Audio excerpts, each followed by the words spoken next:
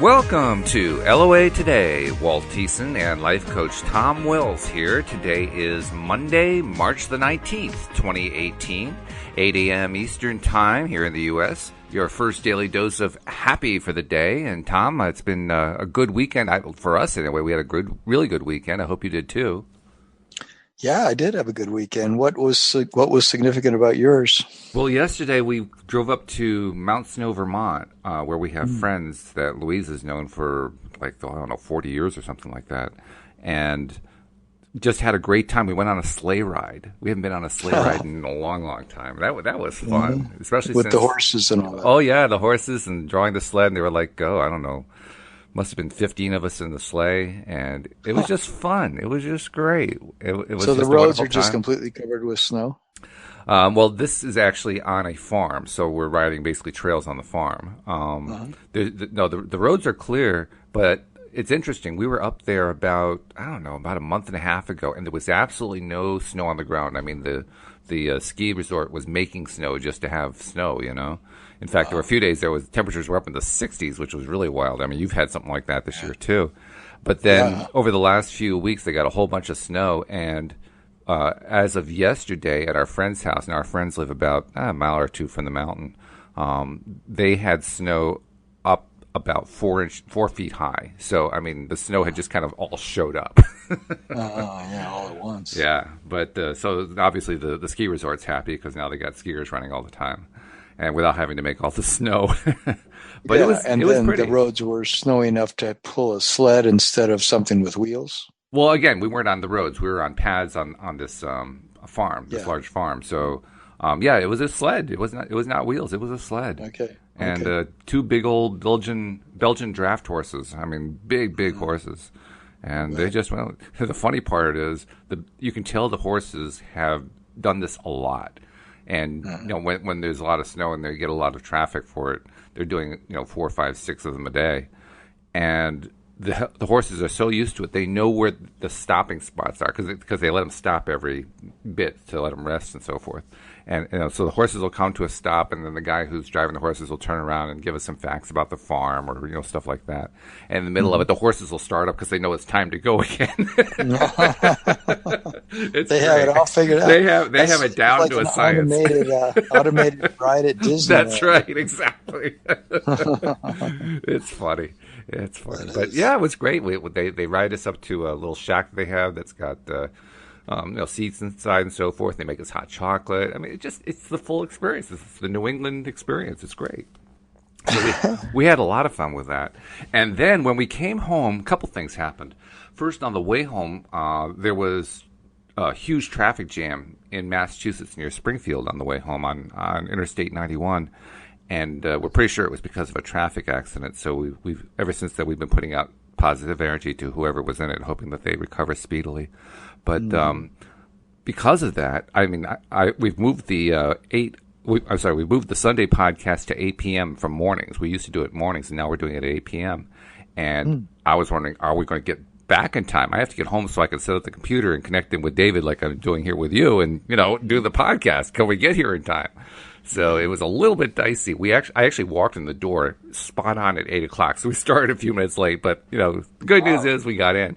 And then the best news is that we started the call and instantly we had a caller, which we were kind of hoping, like you and I are doing on Tuesday nights, hoping we'll get callers. Well, we got a caller, and it was actually somebody who we talked to last October. Her name's Janet, and Janet is somebody who. She's not like a regular listener. She knows David, and that's basically where the connection comes from. But she had called in October because she wanted to manifest a house. She lived in Los Angeles at the time, and she and her husband wanted to move north to Northern California, and they wanted to get a home, but they wanted a home that had some very specific, particular things that were kind of hard to put together. It'd be rather, in her words, it would be a quirky house, not your typical house to find.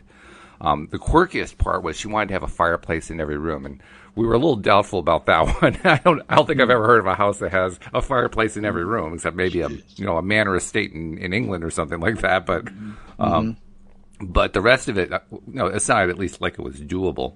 Well, she called back yesterday and told us the story about how they manifested it. They actually found it, and more precisely, it found them. Oh which my is really gosh. cool. Yeah, they were Law of out. attraction. They had moved up to California. I guess they were renting. I'm not sure exactly what their living situation was, but they had not bought a house yet. So they were living in Northern California, and they took a walk into a neighborhood that they had never walked in before, and they did it on New Year's Day. So nobody's out, nobody's out and about, right? They come Uh-huh. they come up to this one cul-de-sac, and they see a house that's got a sign in front for sale, and it looks like there's somebody going into the house with a realtor. And I said, "Whoa, that's pretty cool." And the sign actually says that there's an open house scheduled on it, not that day, but for another day. And Another day. so they decided to go up and knock, and they knock on the door, and the realtor comes to the door, and they said, we're sorry to be like barging in here, but we like this house. Is there any chance we could take a look?" He says, "Well, it's a private showing, but yeah, you could kind of look around while we're doing this." So they walk around this house, and they instantly fall in love. It's got everything they want. I mean, literally, the only thing that's missing on the list is the fireplace in every room. It does have a fireplace. Oh, It does have a fireplace, and it's a central fireplace, but not in every room in the house. That's the only thing that was missing. Everything else on their list was perfect. Check mark, check, check, check, check, check, check. Everything down the list was perfect, and they fell in love with it instantly. And okay. long story short, they made an offer. The offer was accepted, and less than 40 days later, they had moved in. And Wow. to this day, she can't believe how that played out. Yeah. And that's pretty That's weird, you know? Yeah, yeah, yeah. But that's kind of like a lot of stories are like that with Mm, law of attraction. yeah, When you're in the right place and you're connected to that source energy, you see these miraculous things happen that, there's no other explanation other than that you were vibrating with that that's and right. Yeah. you vibrated it right into your existence. Plus, she also commented on something that we've noted many times, which is when you're in that zone, when you're in that really happy place, everything goes so smoothly. And that's Yeah, I exactly what love that. happened with this. I mean, literally, there was no resistance every step of the way. They needed paperwork from this person. They'd call that person. That person would instantly have it. They needed something Yeah, over here. They'd contact that yeah. office, instantly have it. I mean, everything was just bang, bang, bang, bang, bang. Hmm. Because there's no resistance going on. And when there's no Hmm. resistance, fantastic things happen. She was loving it. She was having a great time. And she was on with us for the entire show. She was the show. We did the Mm. entire hour on that conversation with her. It was fun. Oh, It was great. wow.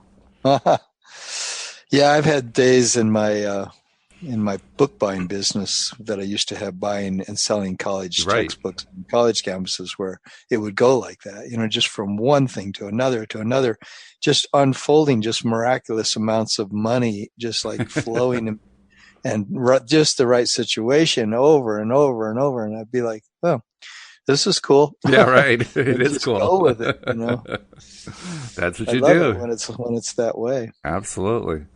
So yeah, it's been a good weekend. How about you? Anything nice happened over the weekend? Went on a really great hike up in the mountains because it was so warm. It was like 60 some degrees, and Wow. just being up in the mountains, sitting in big meadows, and it was just wonderful. Mm. Very warm. And then last night it snowed, which was the first time it snowed in about 3 weeks. We got like about 2 inches, 3 inches, which was very much needed, So you because went from we the get, 60s down to the low 30s, upper 20s. yep, Wow. yep, yep. Crazy. And it's going to go back up again.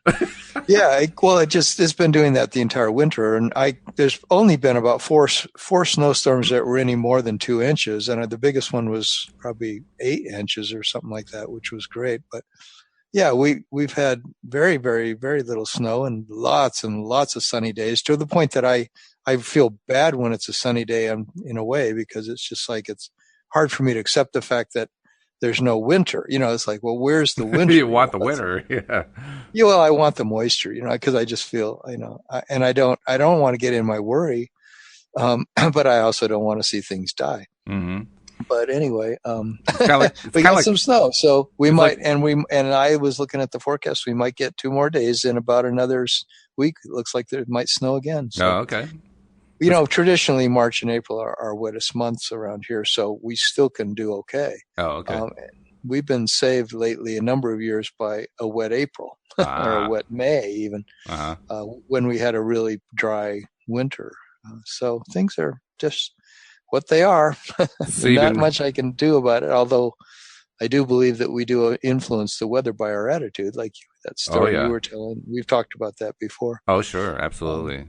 So yeah. you've been riding the weather roller coaster in Colorado lately. That's basically what your winter's been like. Yeah, yeah. Yeah, More so than I've ever seen yeah, ever that's right. here. There, A more unusual warm winter.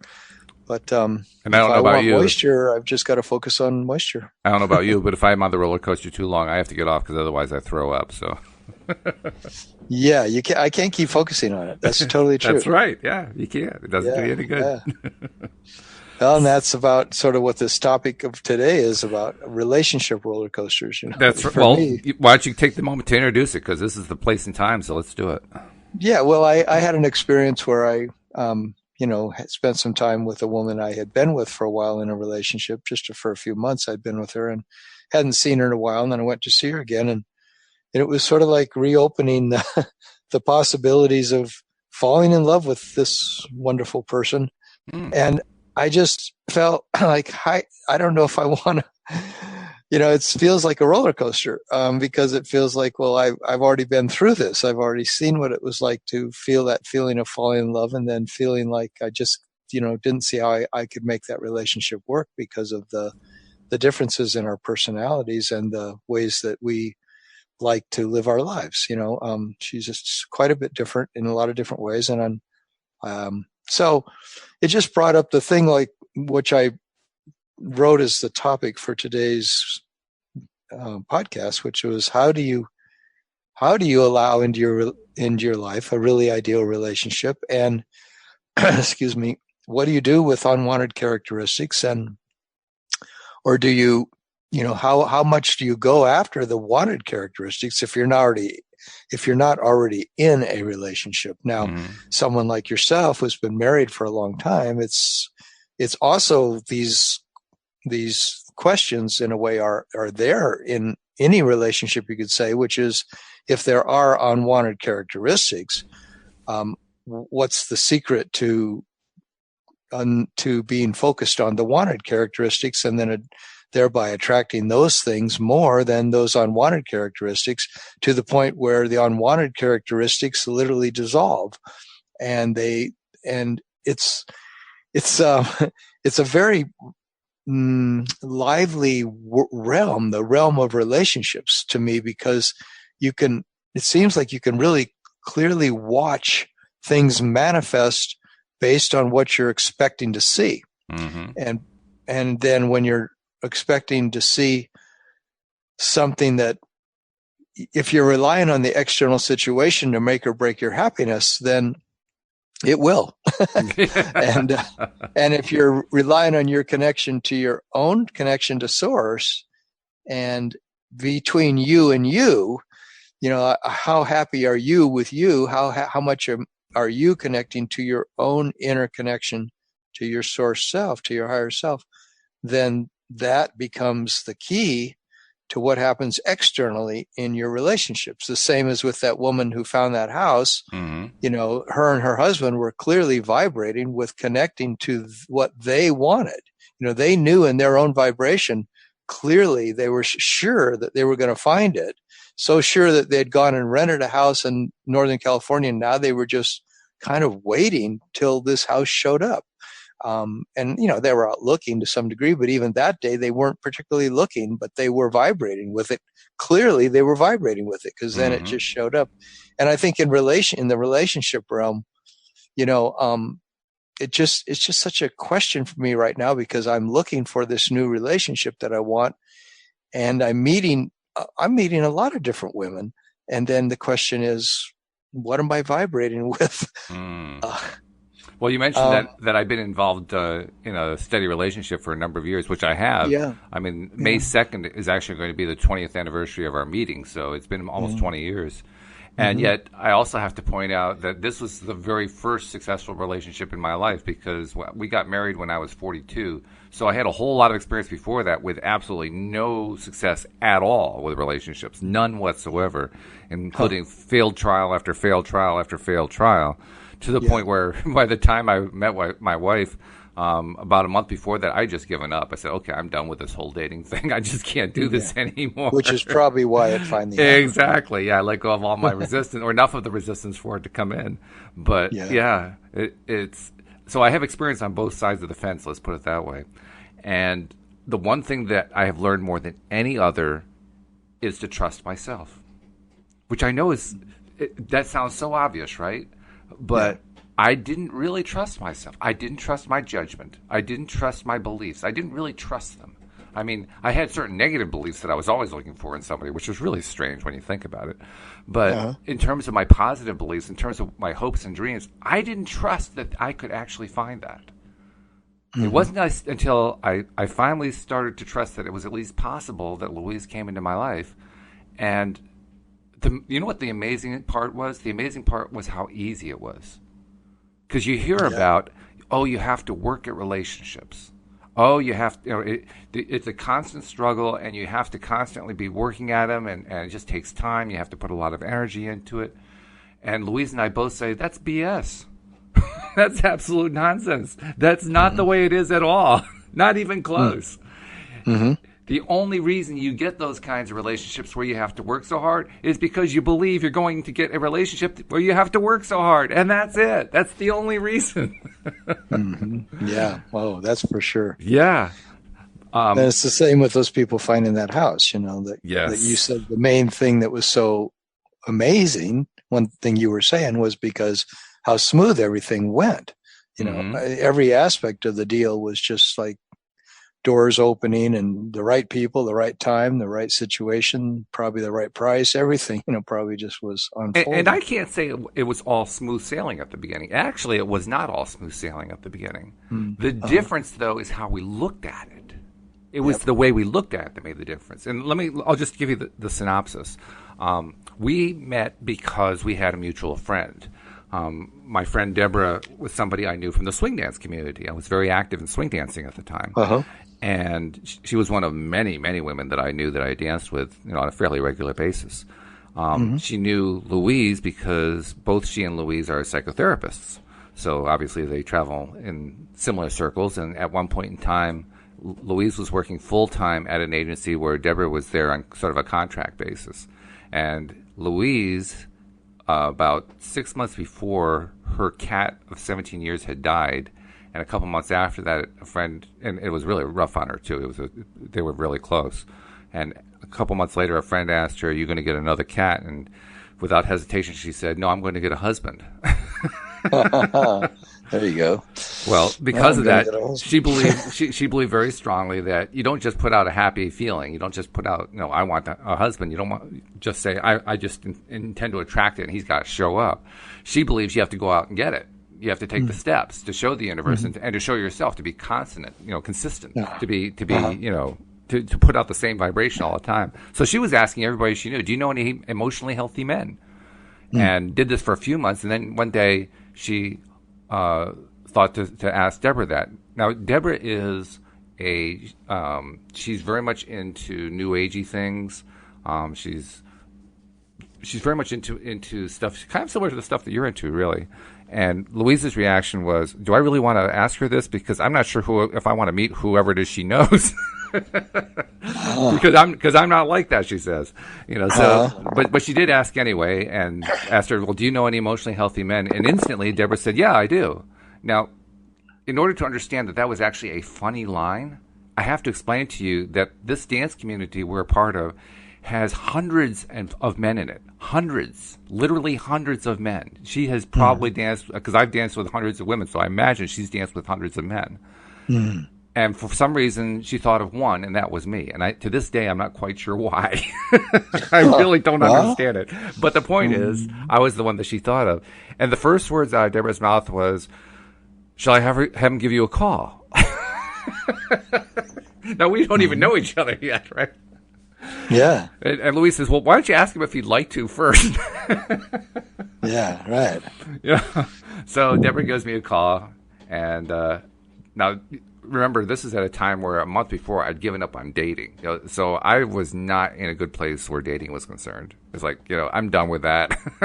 Not interested in going back. And here's my friend Deborah, who I know okay. I know her somewhat, but I don't know her really well. We're not close friends or anything. Yeah. And here she is calling me up and saying, I have somebody who wants to meet you. Would you like to meet her? And I'm thinking, again? I just got rid of this. I think I actually told her that I'd given up on it about a month ago, and she says, "No, you got to give it a chance." I said, "Oh, all right." So she gave me Louise's phone number. I called Louise up a few days later. I called her on a Wednesday, I think it was, and we talked for about 3 hours. I was like, well, okay, well, that's pretty good connection. Yeah, and from when Louise tells the story, the way she tells it is that I got her sense of humor. Nobody ever got her sense of humor, but I laughed at her funny lines. And that was, in her mind, that was like the winning formula right there. That is big. So I can't say I was really strongly interested. She was, I think, more interested than I was at that point. And about a week, I think it was a week later, I called again just to see. And we talked again. It was about 2 hours, 2 to 3 hours. You still hadn't met her, though. Still hadn't met her, no. Yeah. And I wasn't sure I wanted to. I'd given up on dating. Do I really want to go onto that roller coaster again? I wasn't so sure, Well, okay, it was going okay. And, I kind of liked some of the stuff I was hearing. So it was worth at least doing another conversation. So the next week, there was a third conversation. And after 3 weeks of it, I said, okay, I guess I really should kind of get off the pot here. So meet her. Yeah. So I said, well, would you like to meet sometime? And she said, okay, where would you want to meet? And all I could think of, she actually lived only about 3 miles from me, which was amazing. We shopped at the same supermarket. And I've told you, I'm 6'8", so I'm pretty tall. I'm hard to miss. We had never crossed paths in the supermarket in years, which is just unbelievable. And, if once you see me, you know who I am. It's pretty obvious. Yeah, there's Walt. Yeah, there's the tall guy with the gray hair, right? The kids come up in the back supermarket. Then you didn't have gray hair. Yeah. Well, no, I did have gray hair. Today I have white hair, but back then I had gray hair. And the kids would come by in the supermarket. Wow, mommy, he's tall. Mommy's going, shh. Basketball player. Yeah, that's right. Oh, yeah, constant, always stuff like that. Yeah, so of course everybody would see me. Everybody would know who I was. They wouldn't know me by name necessarily. Right. So for Louise and I to shop in the same supermarket all these years, and she never saw me. And then all of a sudden we're being connected. That was just plain bizarre. So anyway, point is, we met at a restaurant that was halfway between the two of us, because it was the only one I could think of, and it was one I'd never eaten at before. I think I maybe had grabbed a quick bite there with somebody or something like that. And we met there, and the food was terrible. The food was just horrible. And to make matters worse, Louise shows up in this flea-bitten straw hat that made her look like some sort of a hick. And throughout the entire meal, she refuses to look in my eyes. She's really? Just, yeah. Wow. So I'm talking at the straw hat, and I'm thinking, well, this is not going well at all. That's unusual after having that amazing talk on the phone. Yeah. Well, she must have had something about eye contact. Well, that was on May 2nd of 1998. A couple days later was my birthday, and it was also a joint birthday party with Deborah and another friend, because the three of us all have birthdays within like a week of each other. So she had this big birthday party for us, and had a bunch of friends over and so forth. So I went to the party, and she said, "So how'd it go with Louise?" I said, "Oh, not very good." And I told her what happened. And she says, "Well, you're going to give it the 3-date rule, right?" I said, "What?" What's that? I've never heard of that. She says, the 3-date rule. I said, what's the 3-date rule? She says, well, that's where if it doesn't work out on the first date, you give it 3 dates before you make your final decision. And I looked at her cross-eyed. I said, you got to be kidding, right? I mean, you pretty much know after the first date. She says, no. Yeah. Give it 3 dates. Oh, all right. And I almost said no. But wow. I don't know why. I felt like saying no. I really didn't feel like going through with it. But for some reason, what she said, I was like, oh, God, I'll probably regret it if I don't. Okay. Wow. So I didn't call right away. I gave it a while. I think it was about a week before I could get myself up to, okay, I'm going to try this. I called Louise up, and invited her out and said, "Would you like to go to the aquarium in Norwalk? There's a nice aquarium there. They have a show and all that kind of stuff." It's like, okay. So we go to the aquarium, and it was better. It was definitely better than the restaurant. First of all, she's looking in my eyes for a change, so we could actually talk. You know, that was an improvement.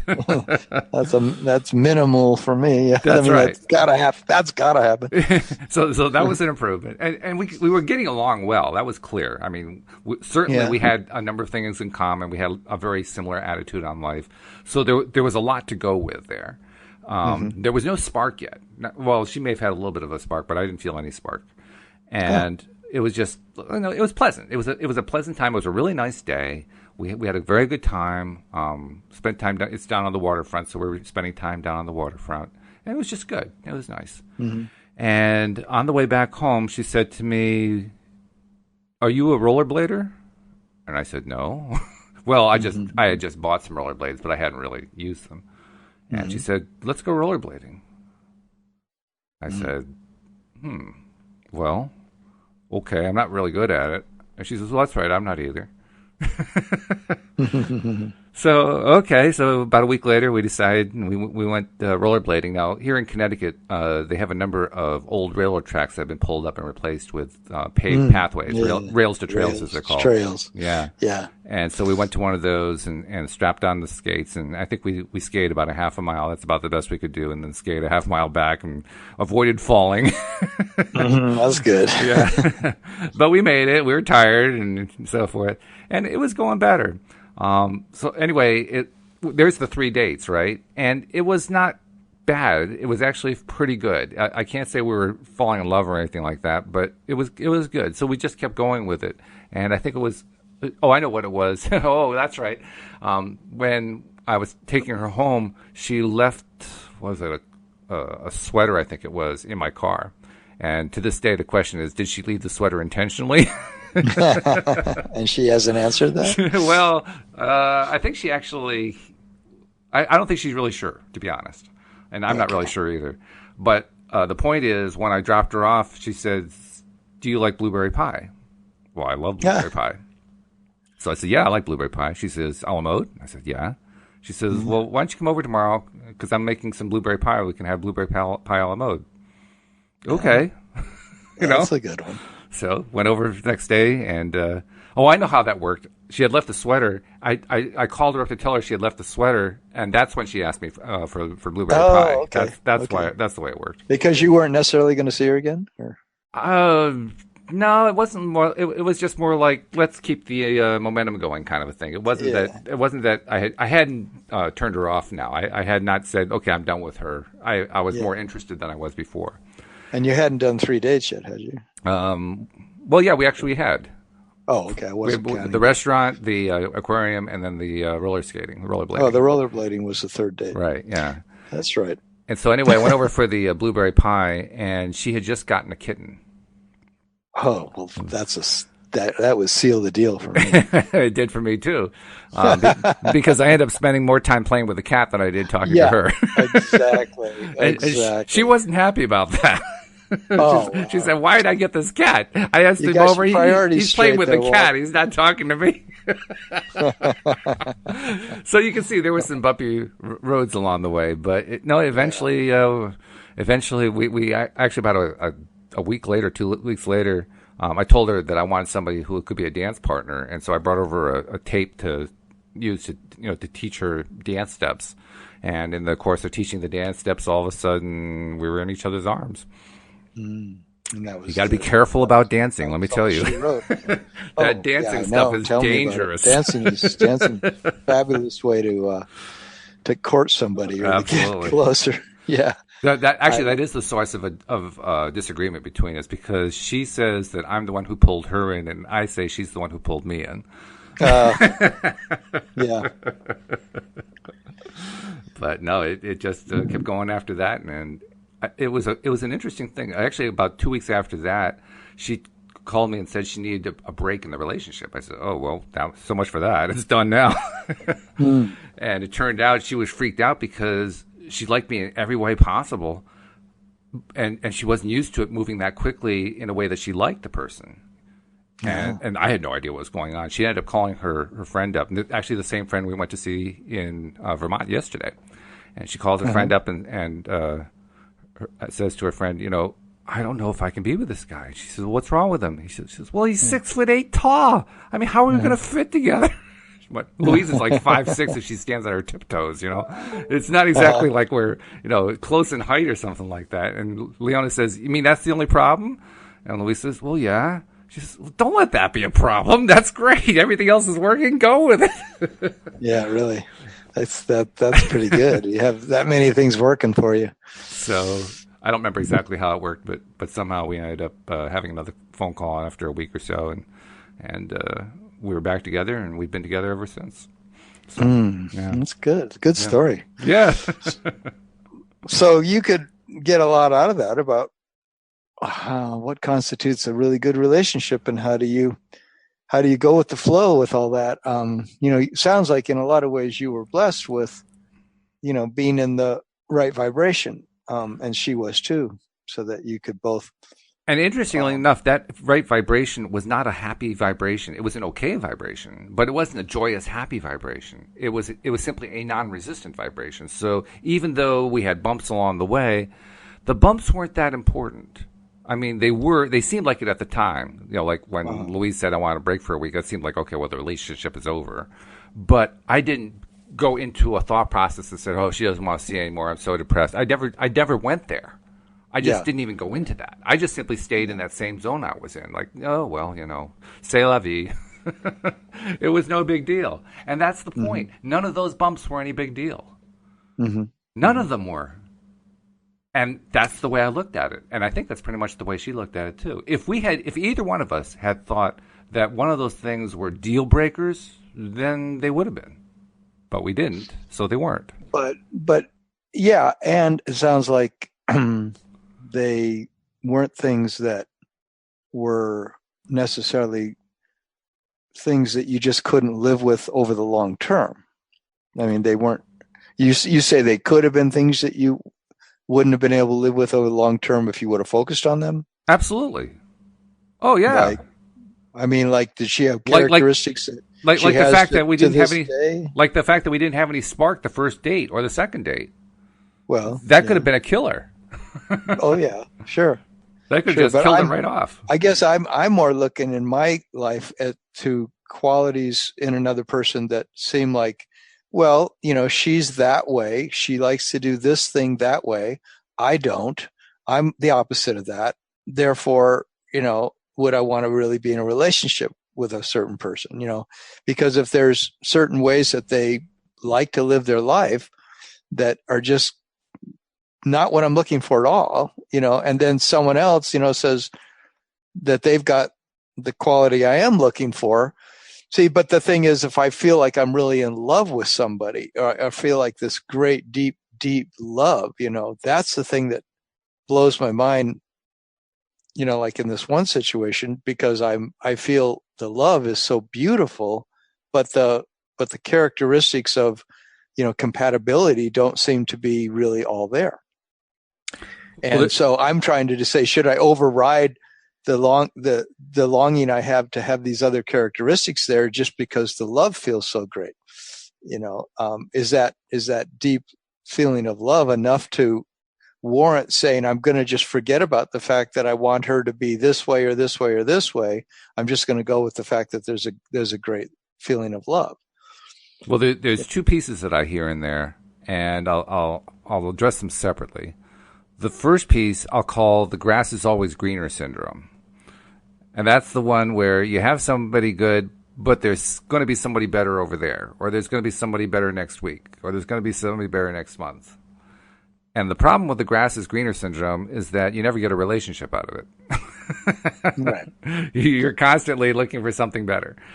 Well, you have to really make a decision. What do you really want? And what's on your absolute must-have list, and then what's on your wish to have, but you could be okay without it list.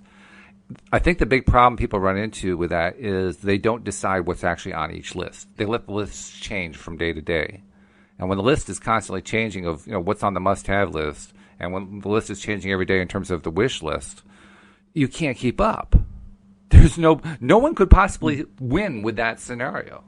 There's no way to do it because the rules change from day to day. Who could possibly keep up with a wish list that changes every day when it's a wish list about you, that you're the person who's the object of the attention? You can't. No one can do that. That's impossible. No. So at some point somebody has to say, okay, I'm going to sit down and say, here is my absolute must-have list, and here is my wish list. Now that I have the absolute must list, if I can find somebody who matches my absolute must list, then I'm interested.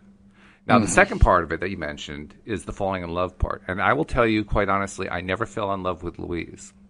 And the reason I say that is falling in love, to me, means falling into a place of being ready to be a victim. For me, I grew in love with Louise. And it's a really important distinction, growing in love versus falling in love. Because when you grow in love, what's happening is the love is increasing. When you fall in love, you are trapped by it. So I never allowed myself to fall in love with her. Instead, I grew in love with her.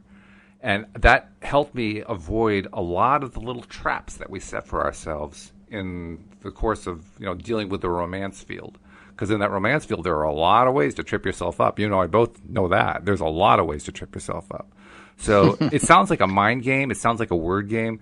But I think it's a really important one. I think it's important to not fall in love and instead to grow in love. Because fall in love actually more has to do with chemical than it has to do with who the person is, right? It has to do with the chemistry of I so much need this person, and I'm physically attracted to her, and I got to have sex with her, and oh God, and she's everything when I'm with her. And it's such a desperate place.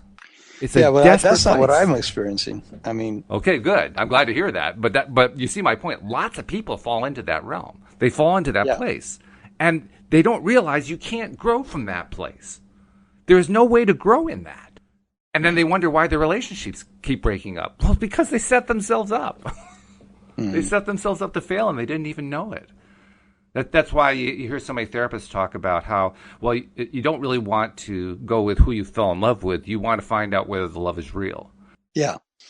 And even if the love is real, it's like, to me, it's like it's got to be counterbalanced or balanced with enough attractive aspects that are not deal breakers. If there are things in there that you just feel like, I love this person immensely, but I just couldn't live with this kind of a situation, then, Abraham talks about this stuff. It's very interesting what they say, because they really say that all of it comes down to one thing, and that's, are you aligning with your own source self? True. And if you're aligning with your own source self, then you can be in the presence of that other person and see tremendous beauty in them, and there can be an amazing blossoming of love, and it can continue to give you everything you're wanting. But when you expect the other person to have only wanted characteristics, and then you see an unwanted characteristics, and then that becomes a deal breaker, then what they seem to be saying is you're not staying aligned with your source self. Then you're expecting the other person to create that alignment for you, and that's impossible for the other person to do that. I agree. Yeah. In fact, I would go a step further and say there's a difference between what you want and what is a must-have. A must-have is a true deal breaker. Like, right. It was not on my must-have list. It was on my wish list. I wanted to have children. Louise didn't want to have children. That was a tough one for me. It took me a long time to decide whether or not I really wanted to spend my life with her, because there was a part of me that really wanted to have children. But I asked myself, is it on my must-have list? I absolutely must have this, otherwise the relationship can't work. Because if it is, then I got to break this relationship off. Yeah. And after a lot of soul searching, I realized I really would love to have children, but you know what? It's not a must-have. Mm-hmm. That's why the must-haves are so important. And it actually turns out the must-haves it's a relatively short list. It's not a real long list. I mean, it's going to vary from person to person. But that list is not as long as you might think it is. But that's why it's so important to work out in advance what's on that must-have list. Because if you do have something on the must-have list and it's a true must-have, then you definitely don't want to be involved with somebody who doesn't have that characteristic or trait or interest or experience or whatever it is. Yeah. On the other hand, if it's a want that's not on the must-have list, that's your cue that what you're dealing with is what Abraham's talking about. The thing about not being in alignment with yourself. And what you really need to look at is not so much whether or not you want the thing, but whether or not you're in alignment with yourself. They are really not the same issue. You don't want to be focusing on what the thing is that you want at the same time that you're trying to focus on being in alignment, because you won't do it. You won't be able to do it. Mm-hmm. Yeah, it's a conundrum for me a number of times, and just because I want, certain things in a relationship clearly that, they just feel so important to me. And do you know what's on your want list? Do you know what's on your must-have list? Yeah, I feel like I know everything I want, and I know it really clearly, and I know it so clearly that and they're must-haves. They're must-haves. Huh? They're must-haves. Well, not would like or not strongly like. I mean must-have, like total deal breaker.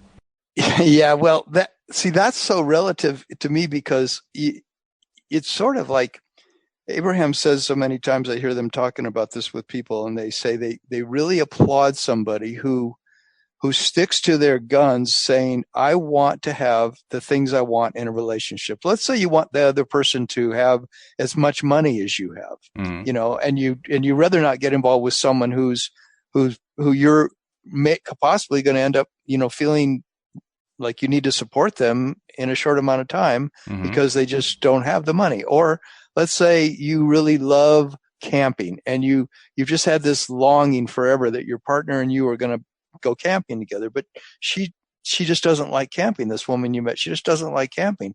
Like, well, then is that a deal breaker? Am I going to say to myself, well, I guess I'll just give that up? That whole idea I had, that was one of 10 things I wish she had, but just because she doesn't like camping, and that means I'm never going to go camping with her, should I blow her off, or should I blow off the idea of the camping?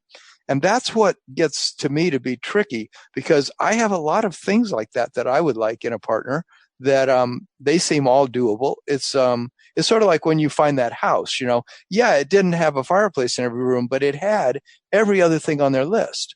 I've had experiences like that where I've gone looking for a property and saw nothing that I wanted, and then all of a sudden find this house that's got everything and more, and then I end up renting it or buying it.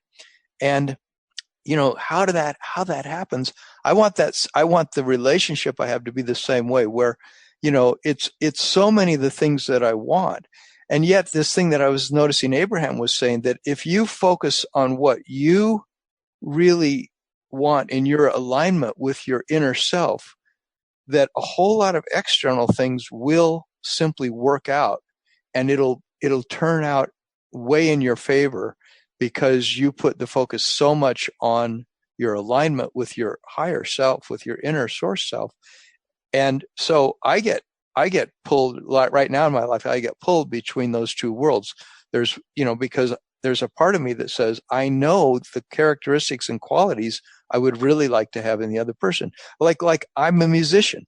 So it would be so cool to be with somebody that plays music. It would be so cool to be with a musician. So I'm trying to hold out for that. I really am. So recently I met a woman, and she is a musician, and she has a whole lot of other qualities I like. But I've only seen her once, and there's not that feeling I have with this other woman, where there's this deep feeling of love, that's just transcendent, amazing feeling of love.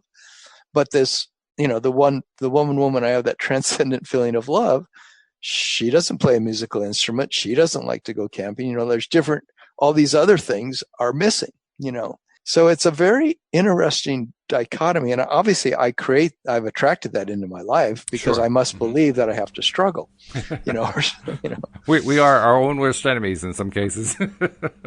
Well, yeah, and I see it in other aspects of my life too. It's one reason I'm a life coach, is because I feel like I've had so much experience with, and continue to have experience with, how do I have what I want in my life and do it in a way where I'm connected to my source self, and I just let it unfold in the most wonderful way. Mm-hmm.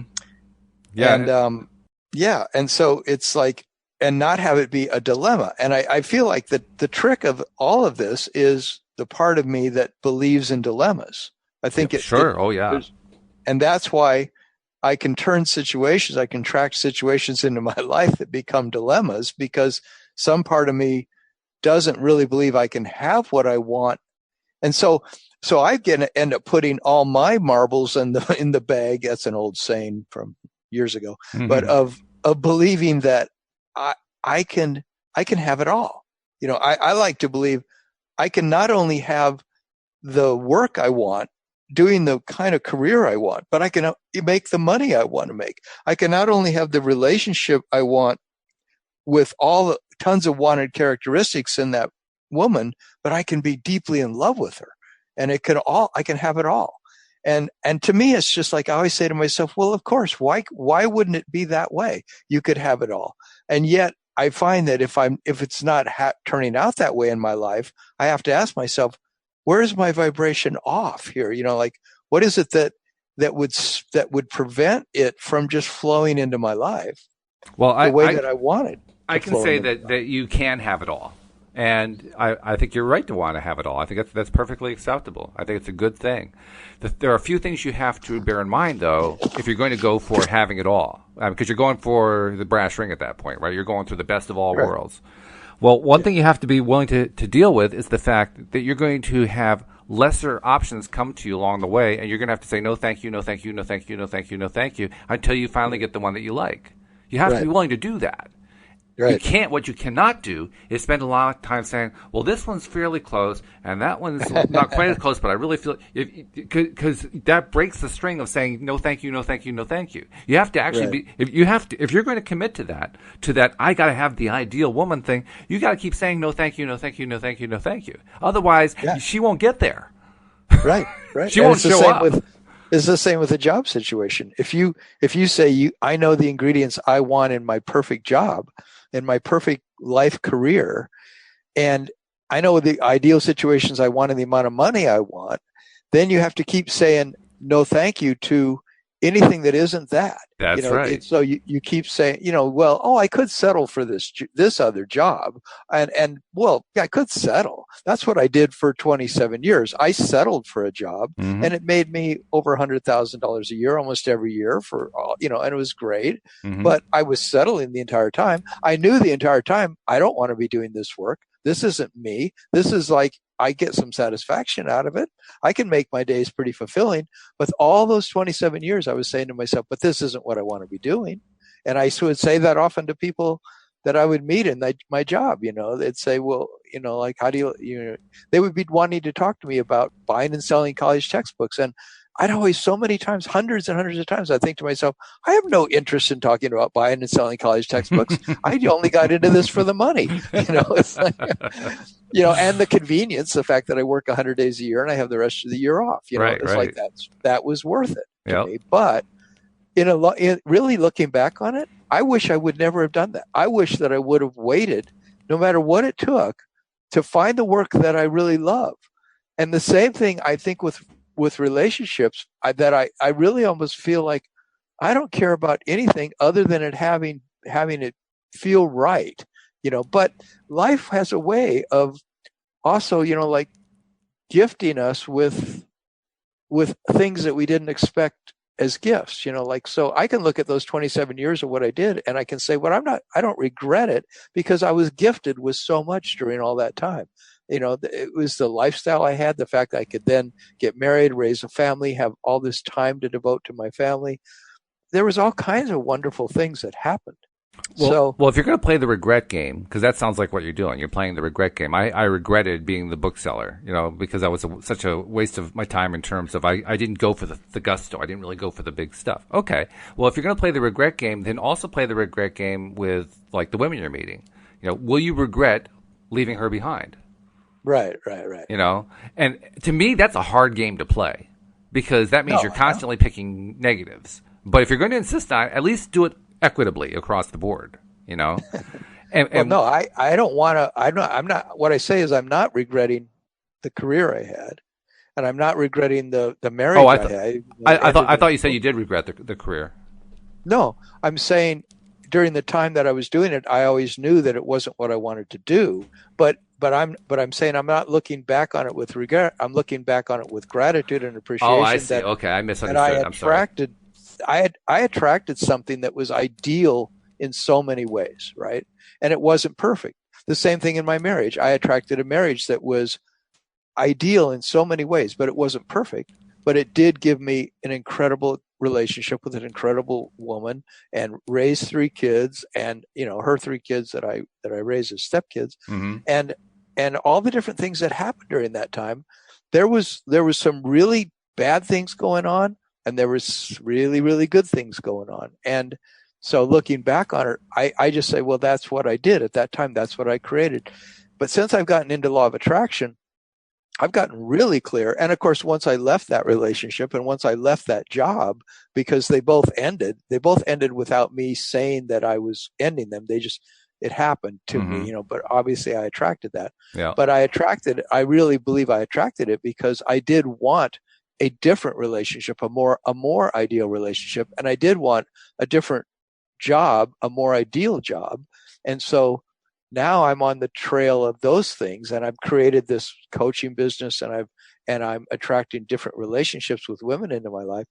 But the question that always comes up to me, like, okay, how long am I going to stay on the trail of looking for this ideal situation, and at what point do I just compromise and say, it's more painful to stay on the trail of looking for the ideal woman or the ideal work than it is to just try to compromise somehow and say, I'll just do something that makes me more money, and I'll just get together with someone who I'm happy with, and I'll just settle. I'll accept it for what it is. Well, that's why I talked about the must-have list. Because the must-have list is how you find out whether or not that person is really the right person for you, in my opinion.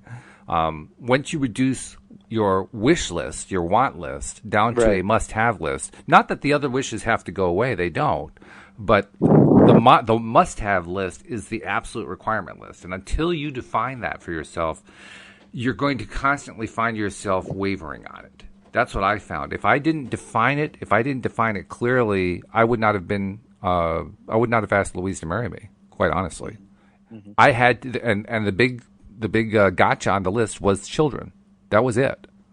Everything else was, well, there were maybe one or two little things, but that was the big one, was children.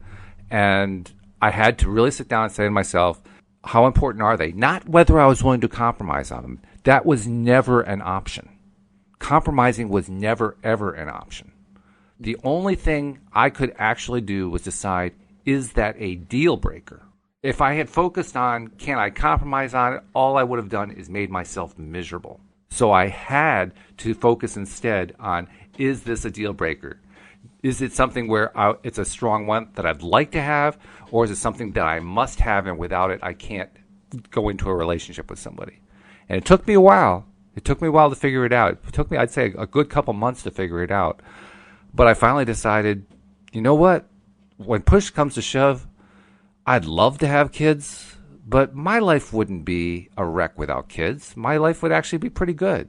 I mean, there are a lot of things you can do when you don't have kids, and that's the kind of conversation I had with myself. I reached the point where I realized, you know what? It's not a deal breaker for me. Would it have been a deal breaker for somebody else? Yeah, possibly. But for me, it wasn't a deal breaker. And when I looked at my list of what my deal breaker stuff was, it was only like 4 or 5 items on the list, if that. And she passed every one of those. And it instantly became an easy decision. Now, I guarantee you, if I had focused on, well, am I willing to compromise on that? All I would have done is felt miserable, and I could never have made the decision to ask her to marry me. I couldn't have done it. Yeah. I don't really believe in compromise either. And that's why I don't do it. Yeah. But I also have such a high standard of what I want that I feel like, that's why I urge you. I urge you to really sit down and figure out what is absolutely on your must-have list. Right. The stuff that is just not negotiable, just to save yourself the angst. Just by having it, it makes it so much easier. I know those things, but maybe I could do that more. I feel like I do know the those fact things. The fact that you feel variation, the fact that you feel these, on the one hand, on the other hand, with these two women, shows me that you haven't ironed it out. It shows me that it isn't complete yet. You haven't totally decided, yes, this is my final list. Otherwise, you would have made the decision easily. The question is, I've never felt the dilemma before of feeling so attracted to somebody who has some unwanted characteristics. I've never felt that before. Where it seems like the level of love between us is so powerful that it should be that it almost feels like it would transcend anything on a list. I mean, it's like it would almost make like there's nothing that I wouldn't do for that level of love that I feel when I look in her eyes, and that's a little bit disconcerting because it seems like, well, really? Well, I think that's where the whole thing accept anything in that person. I think that's where the whole thing comes from. The whole thing about relationships being difficult. That's where it comes from. It comes from that right there, what you're describing. Yeah, and it comes from that because we decide that's difficult. You get it? We've decided that that's difficult. Well, it doesn't have to be difficult. There are things about Louise that rub me the wrong way. There are things about me that rub Louise the wrong way. But the difference is that we don't let them rub ourselves the wrong way very long.